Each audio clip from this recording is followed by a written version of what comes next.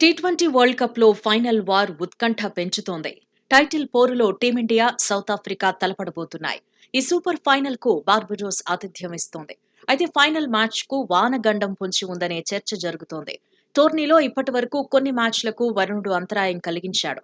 వర్షం కారణంగా రద్దయిన మ్యాచ్లు కూడా ఉన్నాయి. ఇంగ్లాండ్ తో టీమిండియా సెమీస్ ను కూడా వరుణుడు అడ్డుకున్నాడు. వర్షం కారణంగా మ్యాచ్ ఆలస్యంగా మొదలైంది. టీమిండియా ఇన్నింగ్స్ మధ్యలోనూ అంతరాయం కలిగించింది. దీంతో ఫైనల్ కు వరుణుడు అడ్డు తగిలితే పరిస్థితి ఏంటి అన్న చర్చ జరుగుతోంది.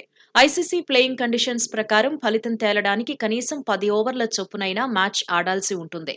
షెడ్యూల్ ప్రకారం మ్యాచ్ పూర్తి కాకపోతే 190 నిమిషాల అదనపు సమయం ఉంటుంది. తొలి సెమీస్ కు ఉన్నట్టుగానే ఫైనల్ మ్యాచ్ కు రిజర్వ్ డే ఉంది. రిజర్వ్ డే రోజును కూడా 190 నిమిషాల అదనపు సమయాన్ని కేటాయిస్తారు. వీలైనంత వరకు షెడ్యూల్ ప్రకారమే మ్యాచ్ ముగియడానికి ప్రయత్నిస్తారు. అవసరమైతే ఓవర్లలో కోత పెడతారు.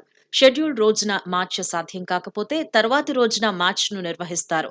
29న ఓవర్లు కుదించిన తర్వాత వర్షం పడి ఆట సాధ్యం కాకపోతే తర్వాతి రోజుకు మ్యాచ్ వెళుతుంది.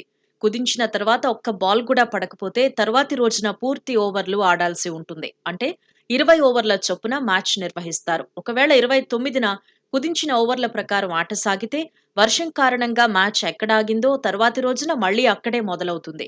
రిజర్వ్ డే నాడు కూడా పూర్తి ఓవర్లు సాధ్యం కాకపోతే 10 ఓవర్ల చొప్పునైనా ప్రయత్నిస్తారు. మ్యాచ్ జరిగి ఫైనల్ టై అయితే సూపర్ ఓవర్ను నిర్వహిస్తారు.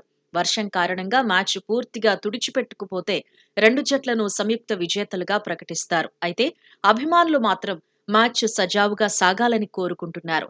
రెండు జట్లు పూర్తి ఇన్నింగ్స్ ఆడితేనే మజా ఉంటుంది అంటున్నారు. ఫైనల్ మ్యాచ్ కు వరుణుడు అంతరాయం కలిగించవద్దని కోరుకుంటున్నారు. మరోవైపు టీ20 వరల్డ్ కప్ లో రెండు జట్లు దూకుడు మీదే ఉన్నాయి. వరుస విజయాలతో జోష్లో కనిపిస్తున్నాయి. ఫైనల్లోనూ అదే ఊపును కొనసాగించాలనుకుంటున్నాయి.